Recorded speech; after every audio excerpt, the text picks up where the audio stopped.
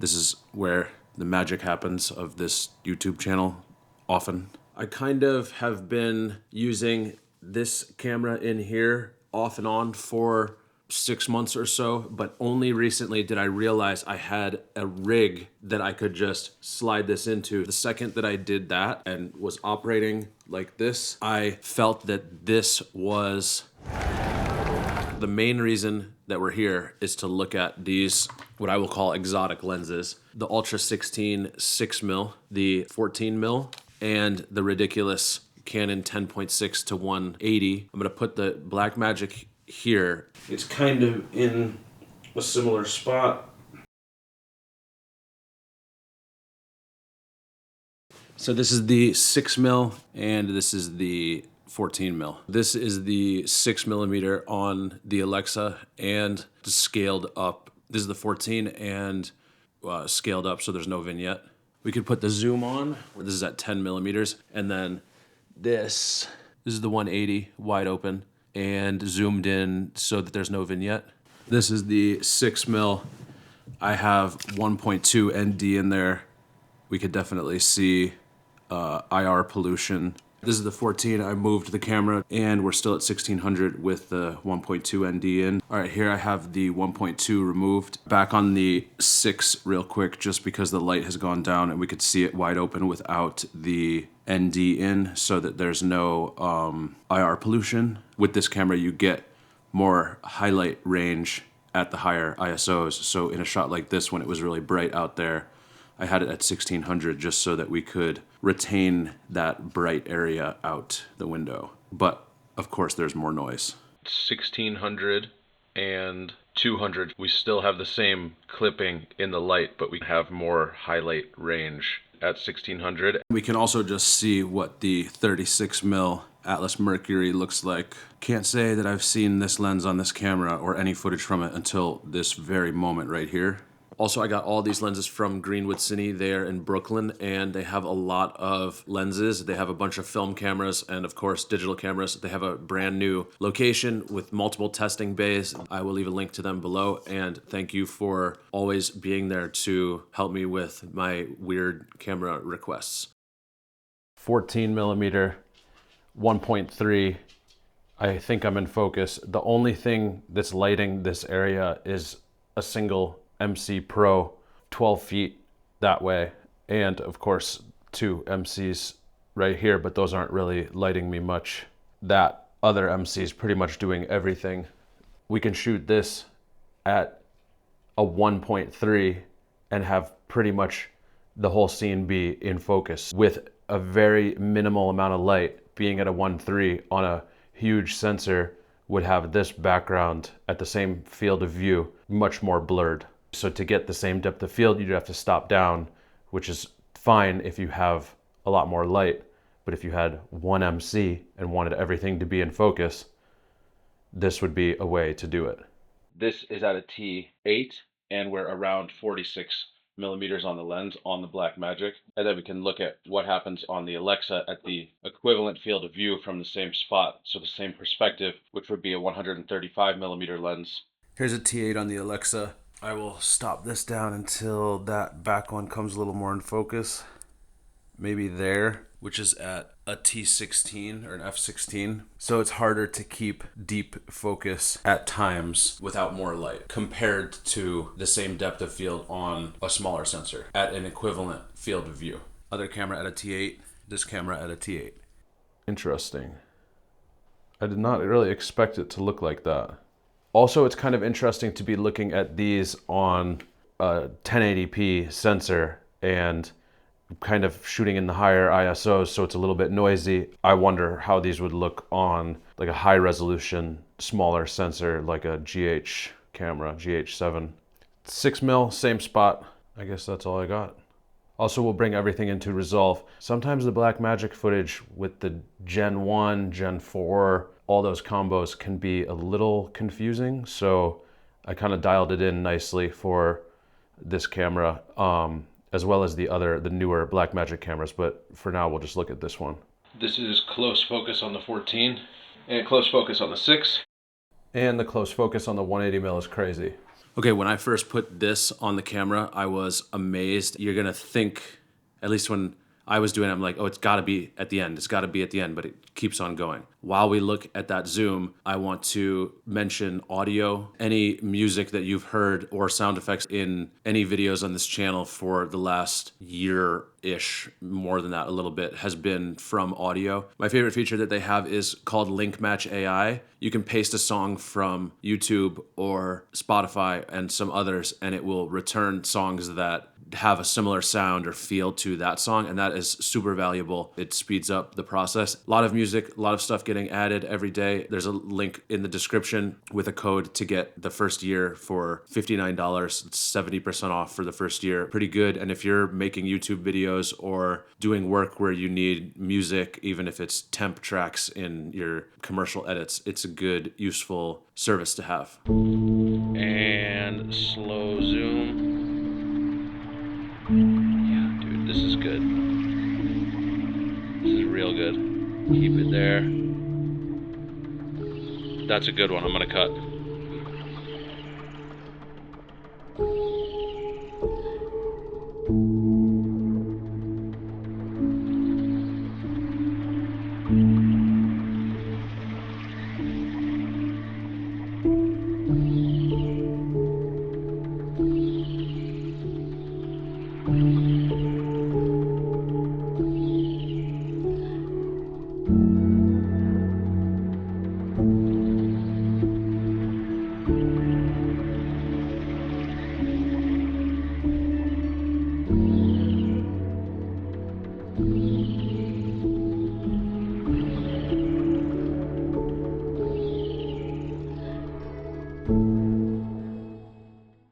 Okay, I just want to show you kind of something that's going on here with the look of this footage. As I mentioned, I've been experimenting with this camera for a couple months. It was kind of this shot right here that made me just say to myself, this looks like film. It's fairly simple. I shot all this in ProRes. So to start, what you saw in all other Blackmagic clips is in the group post clip. I don't always work like this, but for this video, I wanted to move quickly, and the Gen 1 and Gen 4 and all of these options are a little slightly confusing at times. I just put on the color space transform to make sure that I had the right elements in here, and then I placed an F1 look, of course, 529, but for Rec 709. I placed that on top. This was the whole look on everything, and if anything needed an exposure adjustment, I pretty much only had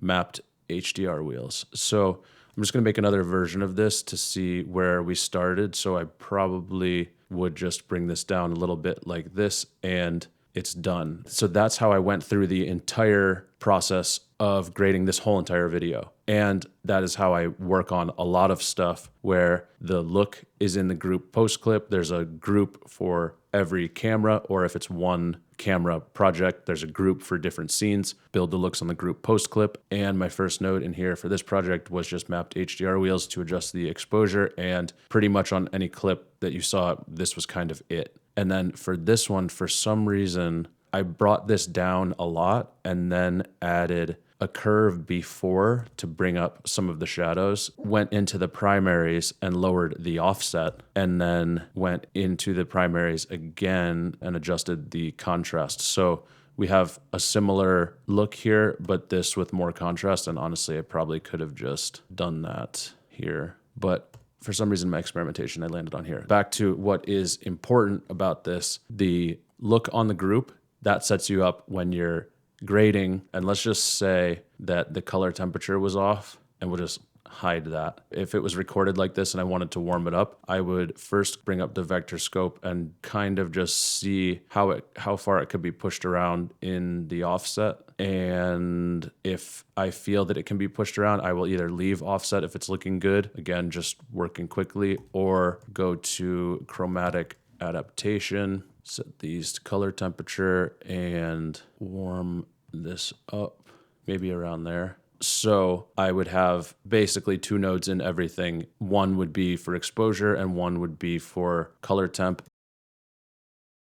pushing around in the offset first just to see what happens. This is with the offset, and this is with chromatic adaptation, which looks a lot better. And then lastly, I just want to show, of course, what this is doing. Very simple grades, a filmic look added on top of the Rec 709. And when I saw this, that really pushed me towards making this entire video. Part of the reason why I experiment with these is from browsing on rental houses' websites. What is this? I've never used this in my life. Oh, it's Super 16. What can I put that on? Should I put it on the Alexa and crop it in? Oh, I can put it on the Blackmagic, and now I have these lenses, and I've experimented with them, and it has made a process of capturing images that I haven't really done in a while or ever with like this lens specifically. So it's a learning moment and gaining insight moment. I think that these are pretty affordable items to have around the camera, and you can use this on multiple different types of cameras. It's also nice because it can go onto an arri dovetail, or you can put your tripod plate right here. It's extremely simple when you're looking at the screen. It's just like kind of what you would see on an Alexa.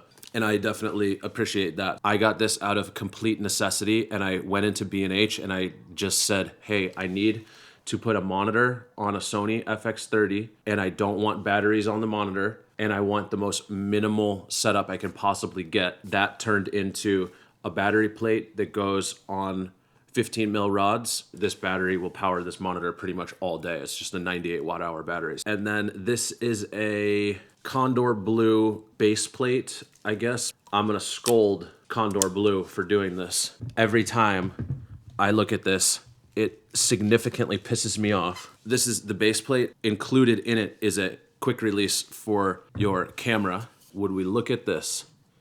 Allen key screws to attach the plate to the camera. In the history of filmmaking, forever and always, a plate that goes on the camera is a flathead screw. Oh my God, let me go find the proper sized Allen key to be able to get the camera on the tripod. Why would this ever be the case? But other than that, the rig itself works for what I wanted. And then the monitor, this monitor is $500. Wireless monitor, great range. I've used it a bunch, never cuts out. So the whole thing, pretty affordable. You have two monitors that you can use on any cameras, and you have this rig where you can attach a camera to a tripod for pretty cheap. I find experimenting with new things helps you to, one, just have a fun time, and two, to be more aware of what is possible and what exists for certain different things that you want to accomplish. For example, when we look at these on the Alexa, the 6mm could be a cool peephole, like through the peephole of like a hotel door, if someone like knocks on the door, without having to film through that and without having to do a lot of work in post to get the vignette to actually look proper. So that's an insight gained from just having these lenses and testing them out. Another thing that is gained is that you can just shoot something that might have a different feel, because this is a very old camera right here. It's extremely simple. If you had to, you could take it off and just pop it in a corner or put it in an oven or put it in a fridge or something and have a cool look that might go along with if you're shooting film and you need some pickup shots, or you need one camera rolling for a long time, even though you just want to use a second of it. It's a different look, and it's cool to experiment with different lenses that you would never otherwise use on your full frame cameras that are modern cameras of today. There is a big debate on sensor size and whether it matters or not, and it does matter sometimes. No matter what anybody says, there are times where there is a difference. In theory, if any lens at any stop existed, any focal length at any stop existed, like theoretically there is no difference, because this is a full frame camera. If I put this camera right here, I would just use a wider lens and have it be like a T.5. So in theory, yeah, it doesn't matter. On Super 16, you're using wider lenses to get the same field of view, and your distance is kind of changing from how you would shoot on full frame. So you can feel how close the camera is to somebody. And in the beginning, when full frame was kind of getting popular again, I noticed a lot of shows where it was medium shots, camera very close to the person, lens wide open, background just completely blurred like crazy. So that kind of has been mitigated over the past couple of years. Like people don't do that as much anymore.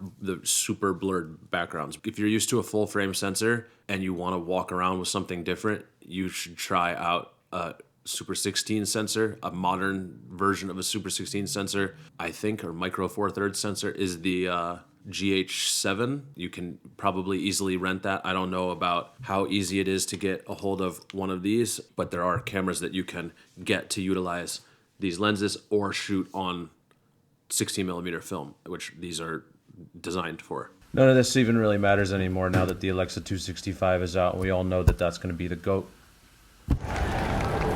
There is something different about the process of shooting on an FX3 versus something like this. In the end, they're kind of a similar shape. There's a screen on the back of the camera, there's a little handle here, and there's a record button right here, so they're kind of a similar shape, but this has way less features. Strip away some features and have a very simple Zen experience looking at the image. That is how I like to look at images when I'm making them. My favorite thing is on the Alexa looking through the viewfinder, because you're just it's like you're in your own movie theater. There's nothing obstructing the view of the image. There's no menu text icons over the image, and you're just looking at what you're creating with nothing bothering you.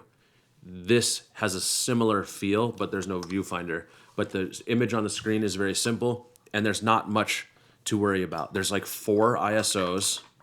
The zebras just work. You don't need to dial them in. If the zebras are showing, your camera is clipping.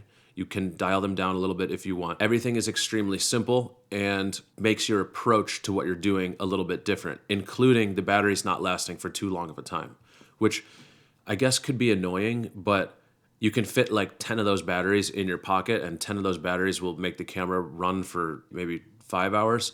So you have enough, but it makes you just think a little bit more about what you're going to shoot, and that in turn makes me, at least when I'm just testing or walking around or trying to make some images out on the streets, that kind of helps that process rather than having a camera that is just on in autofocus. Everything is all cluttering all over the screen, and you're just like pointing it at a bird flying, and it's just like, okay, I got the bird.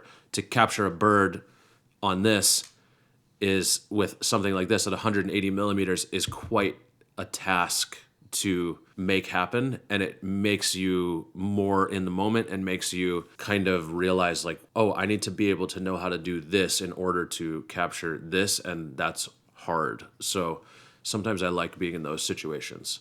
Last thing, you should join the Discord. I have a couple special things happening there pretty soon. Peace.